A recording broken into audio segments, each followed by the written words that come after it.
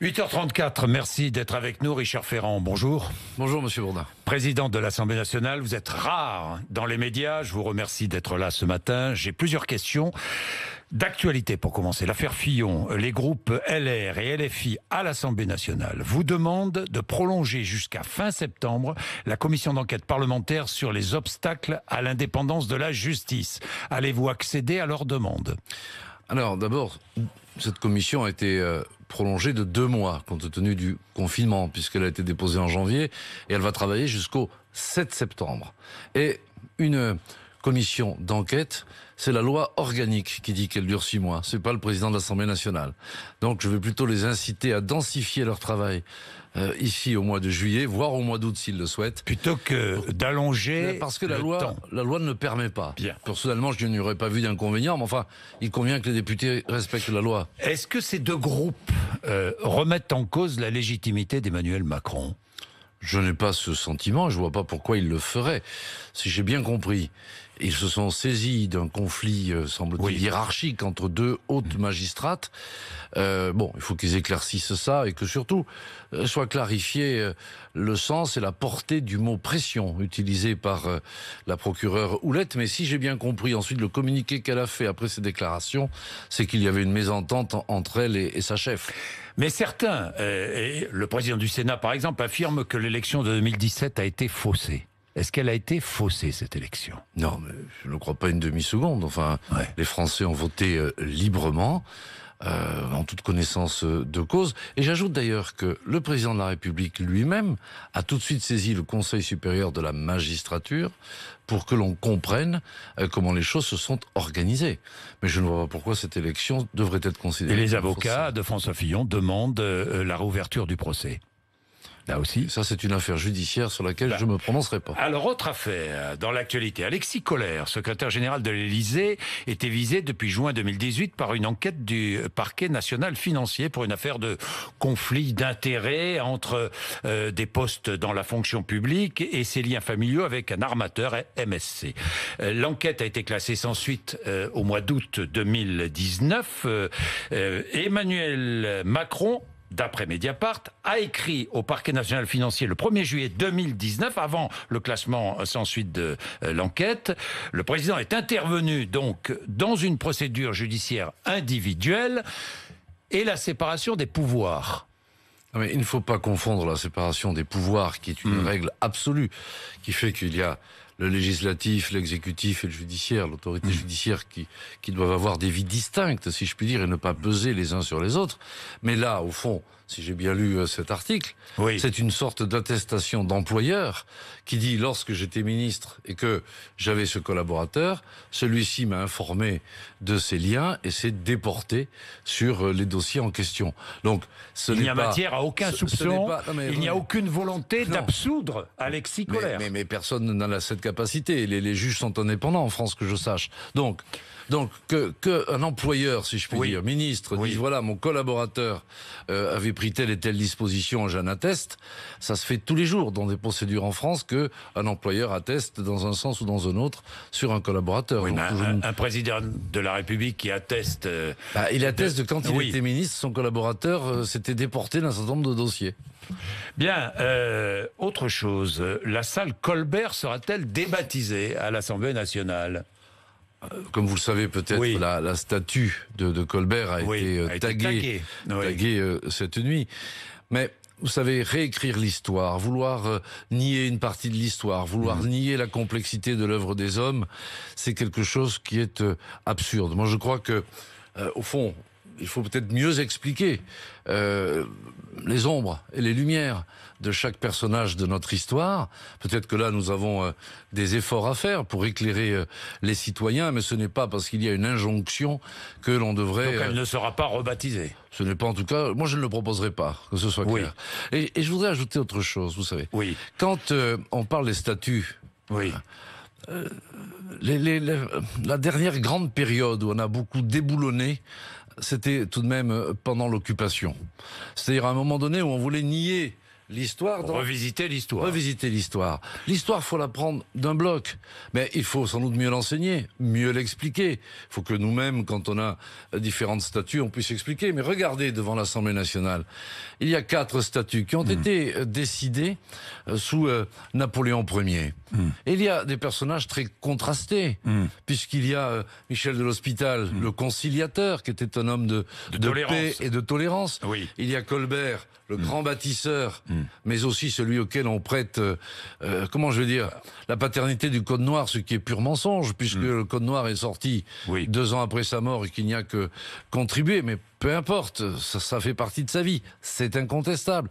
Il y a le grand législateur, d'Aguesseau, qui a commencé à codifier, qui a préfiguré la codification, et Sully, le grand réformateur. Et au fond, c'est plus les fonctions qu'ils ont remplies comme hommes publics qui sont ainsi portés à la connaissance du public que l'ensemble de leur personnalité. Qui se souvient que Rimbaud était trafiquant d'armes? On se souvient du poète. Et c'est bien mieux. Bien, Richard Ferrand, la Convention sur le climat. Vous avez suivi ces travaux, évidemment, 149 mesures proposées, l'immense majorité de ces mesures soumises au Parlement. Beaucoup dans tous les cas, nous verrons les propositions de loi qui seront déposées. Parmi ces mesures, 110 km/h sur autoroute au lieu de 130. Est-ce que vous y êtes favorable? Alors d'abord, je veux saluer le travail et l'engagement des 150 compatriotes qui ont décidé de se saisir de questions tout à fait difficiles. C'était une initiative inédite, voulue par le président de la République. Ça n'existe nulle part, ni dans le monde, ni en Europe. Donc c'est une démarche nouvelle, inédite, donc forcément imparfaite, mais en tout cas, qu'elle a le mérite d'exister. La démarche est là. Ce qui compte, c'est le résultat. Alors, ce qui compte, c'est le résultat. Et l'application des mesures proposées, ou pas, d'ailleurs. L'application ou pas des mesures proposées. Donc moi, je vais pas me dérober, je vais vous répondre. Oui. Ce que je voudrais faire comprendre, c'est que ce matériau, si je puis dire, qui est livré par nos 150 compatriotes, il doit être regardé, étudié par les commissions à l'Assemblée nationale, mais aussi au Sénat ou ailleurs, pour voir qu'est-ce qu'il convient d'en retenir. Il faudrait aussi que ce débat se poursuive dans les territoires. Il y a 150 Français qui ont été tirés au sort. Moi, je voudrais bien savoir ce que les habitants de ma circonscription pensent de ce qui a été ainsi mis sur la table. Donc moi, j'entends poursuivre le débat et inciter... Comment peut-on poursuivre le débat? Eh bien, sur le terrain. Vous faites des réunions publiques et vous dites aux habitants de la circonscription... le député, le maire organise une réunion publique... Et ouverte à tout le monde. Et débat. Et moi, je trouverais bien... Ça reste débat national, quoi. Et moi, je trouverais bien débat national. Les députés s'en saisissent. Ils disent, voilà ce que 150 Parce que débattre, c'est bien beau, mais enfin, il faut prendre des décisions, il faut agir. Ensuite, si vous voulez, sur cette histoire de limitation de vitesse, moi, je ne suis pas sûr qu'il soit urgent de commencer par ceux qui briment. Parce que j'ai un souvenir. Quand le Premier ministre a voulu du reste, abaisser la vitesse sur la route départementale à 80, on nous a dit... Voilà un des ingrédients qui a provoqué la colère des zones rurales. Pas le seul, mais un des ingrédients. Donc, il y a eu le mouvement que l'on connaît. Ensuite, on dit on va faire une convention citoyenne sur ces enjeux climatiques, puisque rappelez-vous, c'était la taxe carbone, etc. Et là, on ressort de là avec une limitation de vitesse. Au fond, on ressort avec une solution qui ressemblerait au mal d'origine, si je puis dire. Donc vous n'y êtes pas favorable. Spontanément, non, mais je crois qu'il faut considérer cela, parce que ce que j'ai bien compris, c'était le gain qu'il y avait en effet en production de gaz à effet de serre. Il faut considérer, mais dire non, quoi, si je comprends bien, Richard Ferrand. Personne n'est jamais obligé de dire oui à tout, pour commencer. Mais je ne veux pas, moi, comme ça, dire il n'y a que cette histoire mais les propositions sont beaucoup plus riches. Bien sûr. Et ensuite, ne commençons pas par une mesure qui va rendre l'enjeu écologique assez antipathique. Il faut convaincre. Il ne faut pas tout le temps... Mais vous voyez, les travaux de cette convention ont démontré combien l'action publique est difficile. Parce que quand on lit l'ensemble des propositions, on voit beaucoup d'obligations, on voit quelques interdictions et un peu d'impôts par-ci par-là. C'est à peu près tout ce qu'on reproche toujours aux politiques. Donc, on mesure la complexité. Et je trouve que le grand mérite de ce travail, c'est ce partage des complexités que je veux d'ailleurs porter à l'Assemblée nationale. Bon, alors est-ce que vous êtes favorable à l'organisation d'un référendum sur une ou plusieurs propositions des membres de la Convention? Alors, le président de la République a dit que le 29, c'est-à-dire dans quelques jours, il donnerait des premières réponses. Bon, faut-il D'abord, il faut faire attention. Un référendum, dans notre Constitution, c'est très précisé par l'article 11 et 89 de la Constitution. On ne peut pas faire comme ça. Alors, peut-on faire une consultation? Ce serait plutôt ça, à ce moment-là. Sur la base de plusieurs questionnements. Pourquoi pas? Pourquoi pas? Moi, je n'ai pas d'opposition. Le référendum, vous n'êtes pas très favorable, hein, d'après ce que je crois. C'est-à-dire que le référendum obéit à des règles précises. Oui, des règles précises. Mais que l'on fasse changer la Constitution, il faut réunir le Parlement, etc. Il faut que les deux chambres soient d'accord. Ce qui n'est pas certain, ce qui n'est jamais gagné d'avance, environnementales, en plus, vous le savez. Mais qu'il y ait une initiative de consultation des Français sur tel ou tel point. Oui, mais comment consultation? Comment? Parce que là, on les a consultés en sélectionnant 150 Français. Maintenant, on va pas les consulter éternellement, les Français. Mais l'idée de référendum, ça veut dire quoi? Ça veut dire qu'au fond, on pourrait imaginer, si j'ai bien compris, qu'il y ait une série de questions. Êtes-vous favorable à ceci ou à cela? Donnez-nous votre avis. Oui, ça peut être ça, c'est ce que j'appelle une consultation. Une consultation, ça vous trouveriez que c'est une solution acceptable? Ce serait une solution acceptable. En tout cas, ça aurait le mérite de porter ce type de débat et de sensibiliser aux enjeux écologiques dans toutes les familles et toutes les communes de France. Ce serait pas un petit mérite.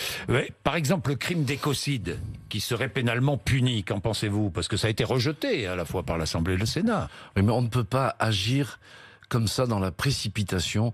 C'est un des maux de notre société.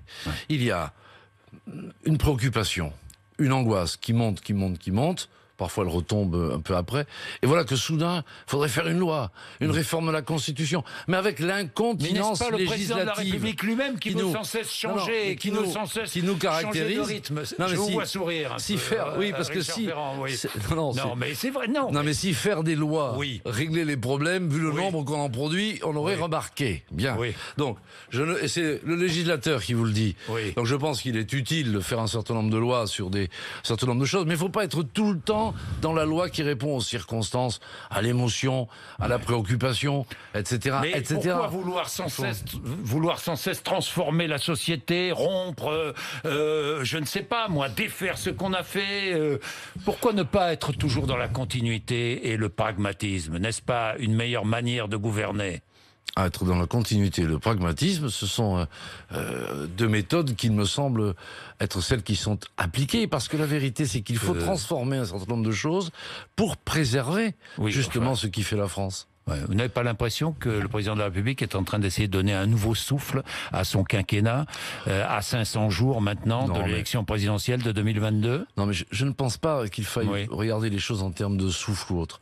Il s'est tout de même passé quelque chose de majeur dans notre vie, dans notre économie, dans notre organisation sociale, lié à la pandémie.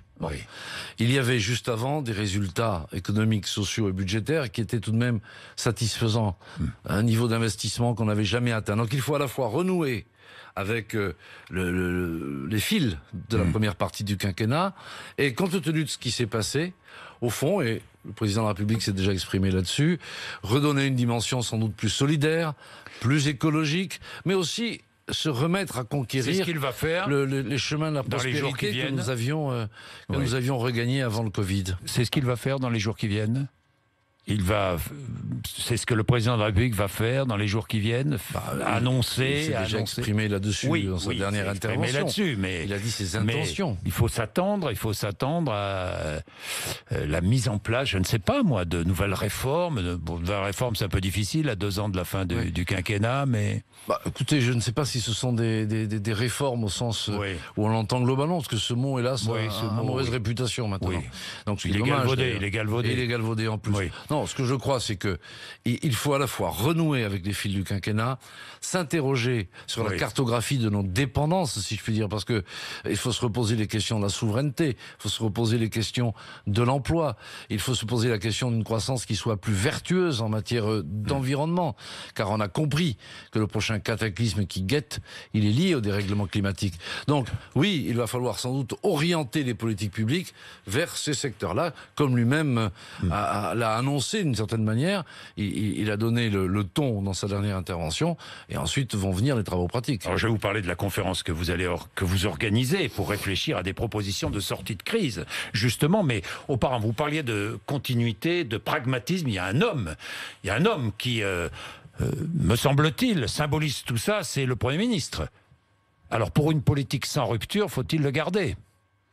Alors, mais vous savez, je ne peux pas, moi, me hisser au-delà de ma condition. Non, mais vous avez un avis. Vous savez que je ne suis pas président de la République. Mais vous n'êtes pas sans avis, vous êtes président de l'Assemblée nationale et vous connaissez bien les deux hommes. Très bien, oui. Et vous êtes, dit-on, toujours un trait d'union entre les deux hommes.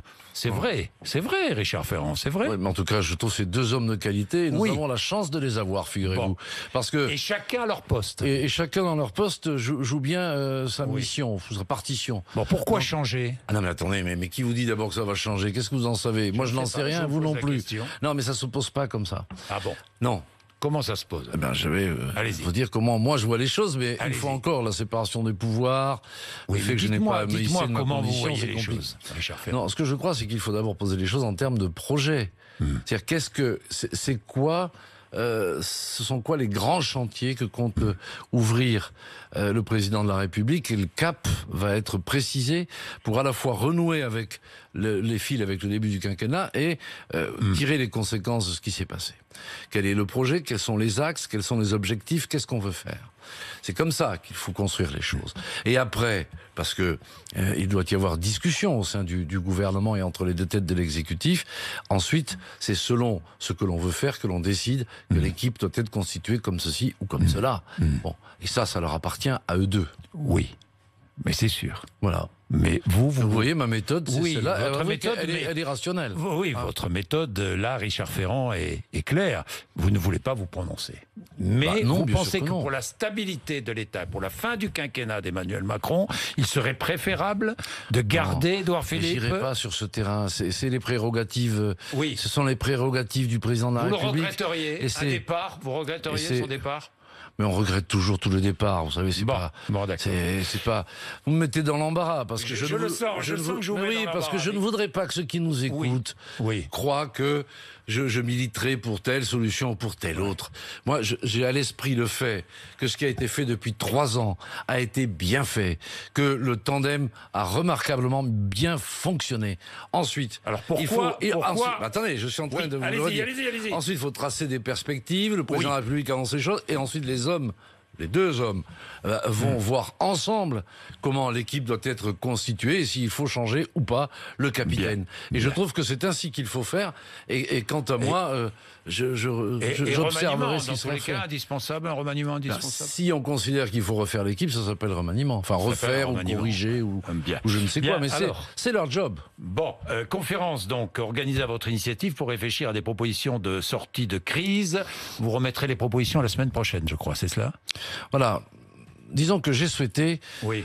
Bon, le président de la République a demandé au président du Sénat, au président du Conseil économique et social et à moi-même de réfléchir au fond aux priorités qui sembleraient émerger, celles qui font consensus ou celles qui ne le font pas du tout.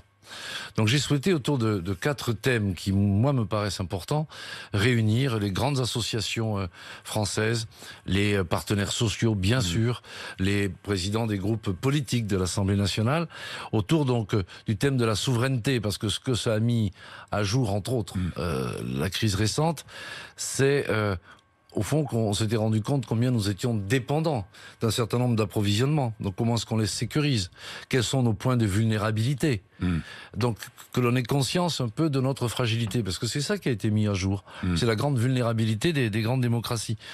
Que l'on s'interroge aussi, ce sera le deuxième atelier, sur l'organisation de l'État et le rôle des collectivités locales.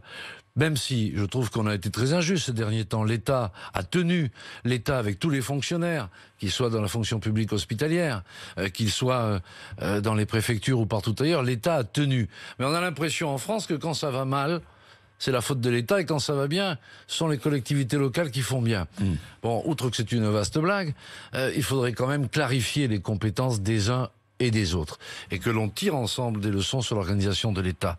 Ensuite, je souhaite aussi que l'on s'enrichisse. D'ailleurs, il y aura 4 représentants de la Convention citoyenne ce matin, que j'ai invité aussi, que l'on s'interroge sur à la fois les nécessités environnementales, mais les opportunités qui se font jour du fait qu'il faille répondre au dérèglement climatique, et puis évidemment tous les enjeux économiques, sociaux, l'innovation, la formation et l'emploi des jeunes. Voilà, et je souhaite écouter Et j'ai dit d'ailleurs à mes collègues présidents de groupes politiques, je vous demande pas beaucoup d'intervenir, je vous demande surtout d'écouter ce qu'on a à nous dire. Et ce que je veux, c'est qu'on partage les complexités. Ça veut dire quoi? Moi, je suis dans une circonscription où on dit qu'il faut construire plus de logements. Mais on dit il faut préserver le foncier agricole. Alors comment on fait? Et c'est ça, ces injonctions paradoxales. Plus de services publics, mais toujours moins d'impôts. Comment on fait? Etc., etc. Et je souhaite que ça, on le partage.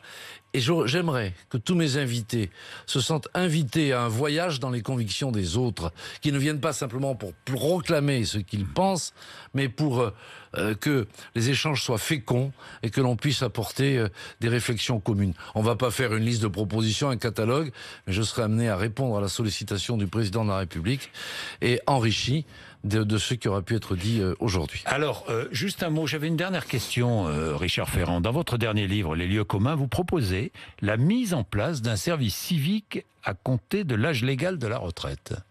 Oui. Alors ça fait beaucoup de bruit, beaucoup de débats. Sur la base du volontariat.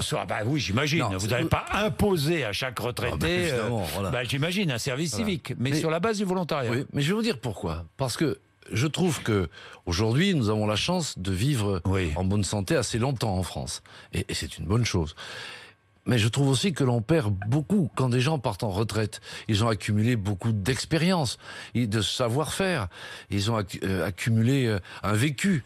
Et je trouve que trouver une formule pour qu'il y ait cette transmission entre les générations, de ceux qui commencent et de ceux qui ont fini leur carrière professionnelle. Donc inciter, comme beaucoup de retraités le font, à rester engagés dans la vie sociale, dans la vie publique, des retraités serait une bonne idée. Mais il y a déjà beaucoup, par exemple, je connais dans ma circonscription, dans le centre Finistère, des professeurs en retraite qui font de l'aide aux devoirs, par exemple, dans les associations sportives. Vous avez beaucoup aussi de retraités qui s'engagent. Donc ce n'est rien de... Ce serait bénévole ? Dans mon esprit, oui. Dans mon esprit, oui. On donne de soi. On transmet ce qu'on a. Eh bien, merci Richard Ferrand. Je précise que demain matin, mon invité sera le professeur Didier Raoult de 8h20 à 9h, émission spéciale demain matin sur RMC et BFM TV. Merci Richard Ferrand, 8h55. Merci à vous, M. Bourdin.